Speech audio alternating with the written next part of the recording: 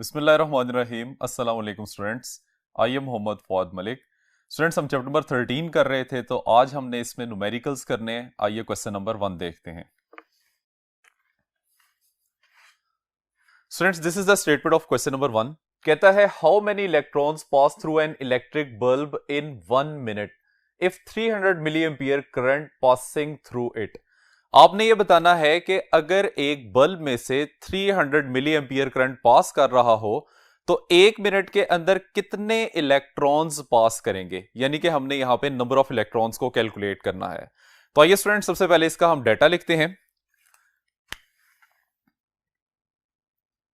Data में जो उसने हमें सबसे पहले वैल्यू दी हुई है, that is the value of time t which is equal to 1 minute, और 1 मिनट को हम लिख सकते हैं 60 सेकेंड्स। सेकेंड वैल्यू उसने हमें करंट की दी है, that is I which is equal to 300 milli ampere, और इसको हम लिख सकते हैं 300 इंटू 10 रेज पर -3 एम्पियर आ जाएगा। अब स्टूडेंट्स, चार्जेस जो है यहां पे इलेक्ट्रॉन है, और इलेक्ट्रॉन के ऊपर कितना चार्ज होता है उसकी वैल्यू यहां पे लिखेंगे, which is E that is equal to 1.6 into 10 raise पर -19 कूलम। अब स्टूडेंट्स, हमने इसमें नंबर ऑफ इलेक्ट्रॉन्स फाइंड करने हैं, तो रिक्वायर्ड में लिख लेते हैं रिक्वायर्ड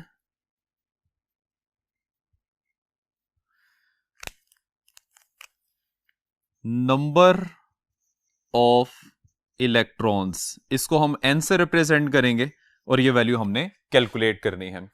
आइए स्टूडेंट्स, अब सॉल्यूशन स्टार्ट करते हैं इसका।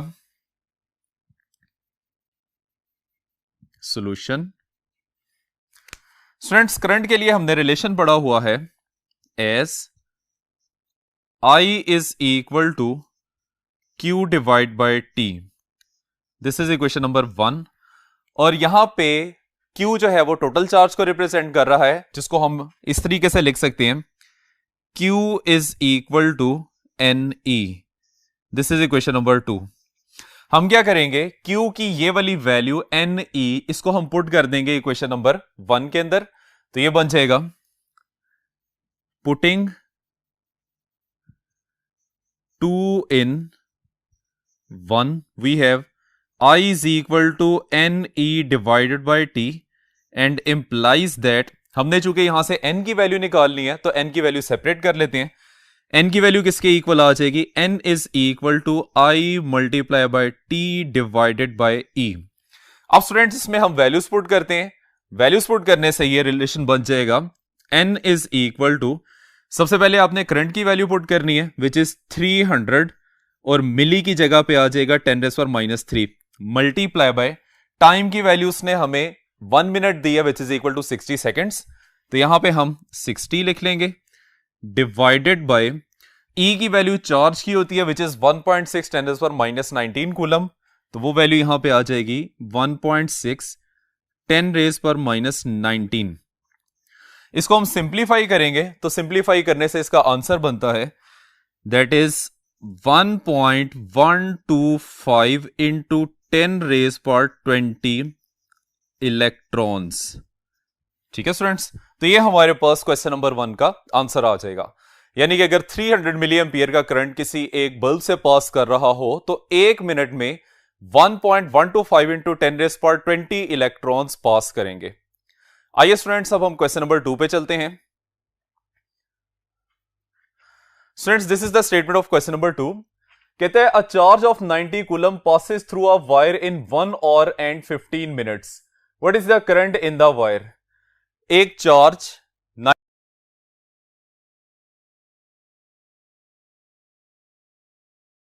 कहता है इस ड्यूरेशन में फ्लो करने वाले करंट की वैल्यू आपने कैलकुलेट करनी है। तो स्टूडेंट्स, इसका डेटा लिखते हैं।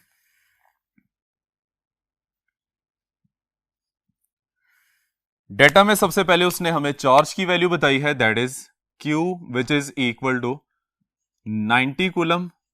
सेकेंडली उसने हमें टाइम की वैल्यू बताई है which is 1 hour and 15 minutes। तो स्टूडेंट्स, इसको अगर हम मिनट्स की फॉर्म में लिखें तो ये टोटल बन जाएगा 1 hour में 60 मिनट्स होते हैं, और 60 + 15 करेंगे तो टोटल मिनट्स बन जाएंगे 75।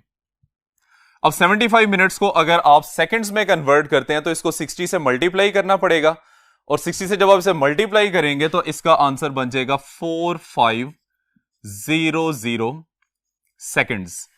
हमने क्या करना है, हमने यहां करंट की वैल्यू फाइंड करनी है, तो रिक्वायर्ड आ जाएगा current which is represented by capital I. तो स्टूडेंट्स इसका सॉल्यूशन स्टार्ट करते हैं।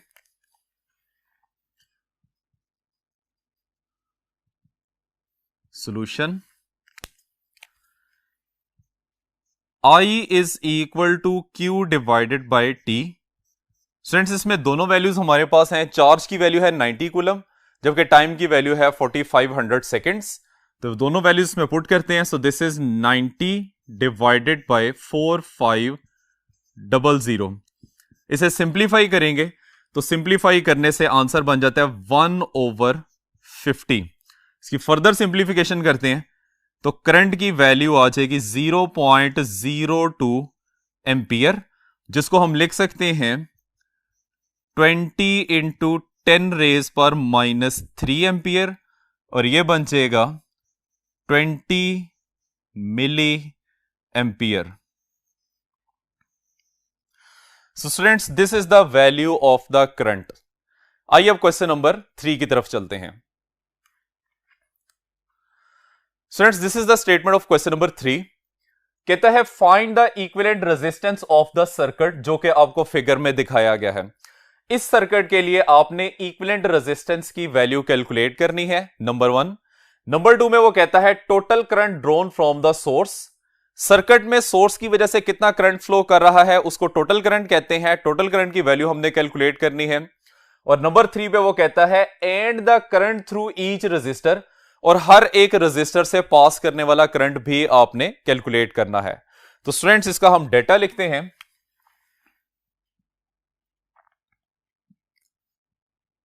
डेटा में इसने हमें डायग्राम दी हुई है, और डायग्राम में हमें बैटरी का वोल्टेज दिया गया है। R1, R2 और R3 रेजिस्टर की रेजिस्टेंसेस बताई हुई हैं। तो ये वैल्यूज एज इट इज लिख लेंगे। V voltage that is equal to 6 volts. R1 resistance की वैल्यू है 6 ओहम, R2 की वैल्यू है 6 ओहम, और R3 की वैल्यू है 3 ओहम। अब स्टूडेंट्स इसमें जो हमने वैल्यूज फाइंड करनी है उसको लिखते हैं। तो वो आ जाएगा रिक्वायर्ड में सबसे पहले हमने सर्किट की टोटल रेजिस्टेंस, जिसको इक्विवेलेंट रेजिस्टेंस कहते हैं और RE से रिप्रेजेंट किया जाता है, ये वैल्यू फाइंड करनी है। सेकेंडली हमने सर्किट का टोटल करंट, जिसको हम I से रिप्रेजेंट करेंगे, ये वैल्यू आपने फाइंड करनी है। और उसके बाद फिर वो कहते हैं current through each resistor, I1 from resistor R1। Next है जी I2 करंट आपने फाइंड करनी है थ्रू द रेजिस्टर R2, और I3 करंट आपने फाइंड करनी है थ्रू द रेजिस्टर R3। ये हमारे पास वो तमाम पैरामीटर्स हैं जो कि हमने इस क्वेश्चन के अंदर कैलकुलेट करने हैं। तो स्टूडेंट्स इसका सॉल्यूशन स्टार्ट करते हैं। सॉल्यूशन, सबसे पहली बात इसमें हमने इक्विवेलेंट रेजिस्टेंस को कैलकुलेट करना है। तो इक्विवेलेंट रेजिस्टेंस के लिए स्टूडेंट्स देखिए, यह है हमारे पास बैटरी जिसका पॉजिटिव टर्मिनल आपको नजर आ रहा है, और इस बैटरी की वजह से सर्किट में फ्लो करने वाले करंट की डायरेक्शन को हम यहां पे रिप्रेजेंट कर लेते हैं, विच इज द टोटल करंट, जिसको हम I से रिप्रेजेंट करेंगे। हमें यह बात पता है कि करंट जो कि कन्वेंशनल कंसीडर किया जाता है वो बैटरी के पॉजिटिव टर्मिनल से फ्लो करना शुरू करता है और नेगेटिव टर्मिनल की तरफ मूव करता है। तो ये I करंट इस पॉइंट तक पहुंच जाएगा। अब इस पॉइंट के बाद करंट की कुछ प्रोपोर्शनैलिटी R1 में से, जबकि कुछ वैल्यू इसकी R2 में से पास करेगी। जो R1 में से करंट पास करेगा उसको हम नाम दे देते हैं I1 का, और जो R2 में से करंट पास करेगा उसको हम नाम दे देते हैं I2 का। फिर ये दोनों करंट्स कंबाइन होके R3 में से पास करेंगे, और R3 में से फ्लो करने वाले करंट को हम नाम दे देते हैं I3। और यहां से ये करंट दोबारा बैटरी के नेगेटिव टर्मिनल तक पहुंच जाता है। अब स्टूडेंट्स यहां पे ये डिस्कस करने का मकसद ये है कि हमें यह भी पता चल जाए कि कौन सा रजिस्टर सीरीज कॉम्बिनेशन में जबकि कौन सा रजिस्टर पैरेलल कॉम्बिनेशन में कनेक्ट किया गया है। तो हमें यह बात पता है कि जहां पे करंट डिवाइड होता है उस जगह पे रजिस्टर्स का कॉम्बिनेशन पैरेलल होता है। इसका मतलब है कि R1 और R2 आपस में पैरेलली कंबाइंड किए गए हैं, जबकि R1 और R2 का कंबाइन करंट R3 में से पास कर रहा है, यानी कि जितना करंट R1 और R2 में से पास कर रहा है एग्जैक्टली उतना ही करंट R3 में से पास कर रहा है। इसका मतलब यह है कि R1 और R2 का पैरेलल कॉम्बिनेशन R3 के साथ सीरीज में है। तो स्टूडेंट्स इसके लिए हम सेपरेटली वैल्यूज कैलकुलेट करेंगे। पहले हम R1 और R2 के पैरेलल कॉम्बिनेशन को सॉल्व करेंगे और उसके बाद जो उसका आंसर आएगा उसको R3 के साथ सीरीज कॉम्बिनेशन में रखते हुए उसको सिंप्लीफाई कर लिया जाएगा। तो सबसे पहले हम इसमें इक्विवेलेंट रेजिस्टेंस की वैल्यू फाइंड करते हैं as 1 over R prime that is equal to 1 over R1 plus 1 over R2।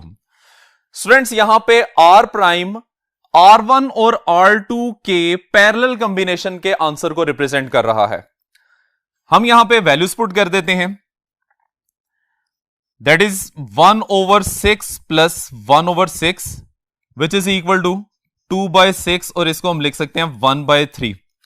अब 1/3 वैल्यू जो है वो हमारे पास 1 over R डैश की आ रही है, हमें यहां पे R डैश की वैल्यू चाहिए तो दोनों साइड्स पे रेसिप्रोकल ले लेंगे। इसका मतलब ये हो गया कि R प्राइम की वैल्यू आ जाएगी 3 ओम,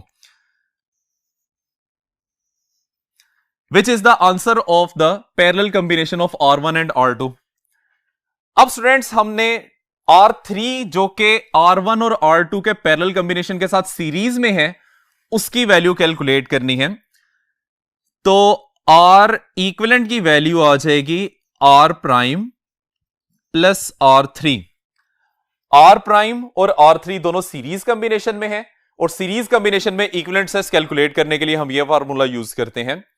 तो R प्राइम की वैल्यू है 3 ओम जबकि R3 की वैल्यू भी है 3 ओम।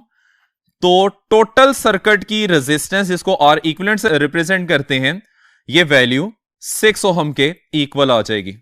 तो स्टूडेंट्स यहां तक हमारा फर्स्ट पोर्शन कंप्लीट हो जाता है जिसमें उसने हमें कहा था कि आपने सर्किट की टोटल रेजिस्टेंस कैलकुलेट करनी है। अब हम सर्किट में फ्लो करने वाले टोटल करंट को कैलकुलेट करते हैं। तो उसके लिए देखिए total current I that is equal to total voltage of the circuit divided by total resistance of the circuit जिसको R equivalent के थ्रू अभी हमने कैलकुलेट किया है। स्टूडेंट्स इसमें हम वैल्यूज पुट करते हैं तो वोल्टेज की वैल्यू है 6 वोल्ट्स जबकि सर्किट की इक्विवेलेंट रेजिस्टेंस भी 6 ओम के इक्वल है। इसको सिंप्लीफाई करेंगे so total current of the circuit that is equal to 1 ampere. तो सर्किट में टोटल करंट जो फ्लो कर रहा है उसकी वैल्यू हमारे पास आ जाएगी which is equal to 1 ampere. अब थर्ड क्वांटिटी स्टूडेंट्स हमने यहां पे कैलकुलेट करनी है current through each resistor which is I1 I2 and I3। तो सबसे पहले हम यहां पे I1 की वैल्यू कैलकुलेट करते हैं। I1 की वैल्यू कैलकुलेट करने के लिए स्टूडेंट्स हमें R1 के अक्रॉस पोटेंशियल डिफरेंस चाहिए जो कि हमें इस वक्त मालूम नहीं है। तो इसके लिए हम रिलेशन यूज करते हैं, कहता है कि बाय करंट डिवीजन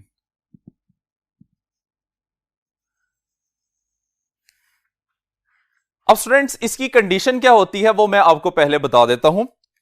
यह रिलेशन हम तब यूज कर सकते हैं जब हमारे पास टोटल करंट मौजूद हो।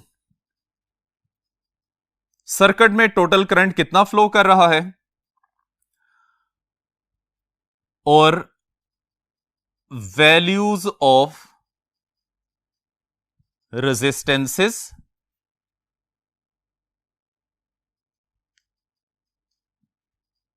which are in parallel जो कि पैरेलली कनेक्ट की गई हैं, उन दो रेजिस्टेंसेस की वैल्यू आपको पता होनी चाहिए। तो स्टूडेंट्स ये जो रिलेशन आपने करंट डिवीजन का यहां पे यूज करना है ये सिर्फ दो रेजिस्टर्स के लिए। जब दो रेजिस्टर्स को पैरेलल कॉम्बिनेशन में कनेक्ट किया जाएगा आपको टोटल करंट दिया हो और दोनों रजिस्टर्स जो कि पैरेलली कनेक्ट किए गए हैं उन दोनों की वैल्यूज हो, without the value of potential difference across each resistor हम डायरेक्टली करंट की वैल्यू फाइंड कर सकते हैं। तो स्टूडेंट्स ये बात आपने याद रखनी है। अब हम वैल्यू फाइंड करते हैं I1 की, तो इसका फॉर्मूला आप लोग याद रखिएगा। I1 is equal to R2 divided by R1 plus R2 multiply by total resistance, जिसको हमने कैपिटल I से रिप्रेजेंट किया हुआ है।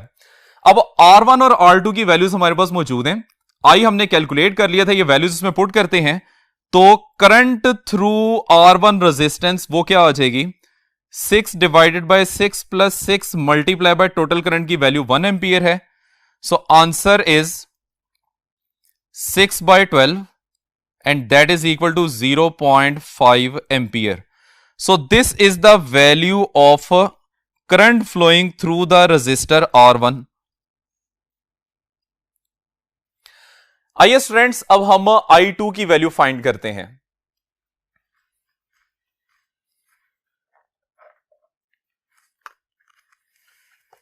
आइए स्टूडेंट्स अब हम करंट I2 की वैल्यू कैलकुलेट करते हैं with the help of same relation. So this is fourth part. I2 की वैल्यू होगी R1 divided by R1 plus R2 multiply by total current. अब स्टूडेंट्स इसमें वैल्यूज पुट करते हैं तो R1 की वैल्यू है 6 ohm divided by R1 6, R2 भी 6 ओहम के इक्वल है और टोटल करंट की वैल्यू आ जाएगी 1। सिंप्लीफाई करते हैं, दिस इज 6 बाय 12 और 6 बाय 12 में आंसर हमारे पास आ जाएगा 0.5 एम्पियर। तो स्टूडेंट्स I2 की वैल्यू हमारे पास निकल आई है 0.5 एम्पियर। अब हमने फाइंड करना है कि रजिस्टर R3 में से कितना करंट फ्लो करता है, तो उसके लिए देखिए R3 is equal to I1 plus I2। ये स्टूडेंट्स क्वेश्चन में डायग्राम में हमने ये बात एक्सप्लेन की थी कि I1 और I2 दोनों करंट्स कंबाइन होके I3 करंट बनाते हैं, तो इस वजह से हम I1 और I2 की वैल्यूज को अगर ऐड कर दें तो I3 करंट की वैल्यू भी आ जाएगी। तो स्टूडेंट्स I1 और I2 की वैल्यूज चूंकि हमने कैलकुलेट कर ली हैं तो ये दोनों वैल्यूज यहां पुट करते हैं। I1 की वैल्यू है 0.5 एम्पियर और I2 की वैल्यू भी है 0.5 एम्पियर। दोनों को ऐड कर लेंगे तो I3 की वैल्यू हमारे पास आ जाएगी which is equal to 1 ampere. तो स्टूडेंट्स ये है जी हमारे पास क्वेश्चन नंबर 3। अब हम चलते हैं क्वेश्चन नंबर 4 की तरफ। Students this is the statement of question number 4। कहता है a rectangular bar of iron is 2 centimetre bye 2 centimetre in cross section and 40 centimetre long. हमारे पास आयरन की एक रेक्टेंगुलर बार है जिसका एरिया उसने 2 सेंटीमीटर बाय 2 सेंटीमीटर बताया है और length of that iron bar is 40 centimetre. कहता है कैलकुलेट इट्स रेजिस्टेंस। आपने रेजिस्टेंस की वैल्यू कैलकुलेट करनी है इतने पोर्शन की जिसके डायमेंशन उसने हमें बताए हुए हैं, जबकि रेजिस्टिविटी ऑफ द आयरन उसने हमें बताई है विच इज 11 इंटू 10 रेज पर -8 ओहम मीटर। तो स्टूडेंट सबसे पहले हम इस क्वेश्चन में डाटा लिखते हैं।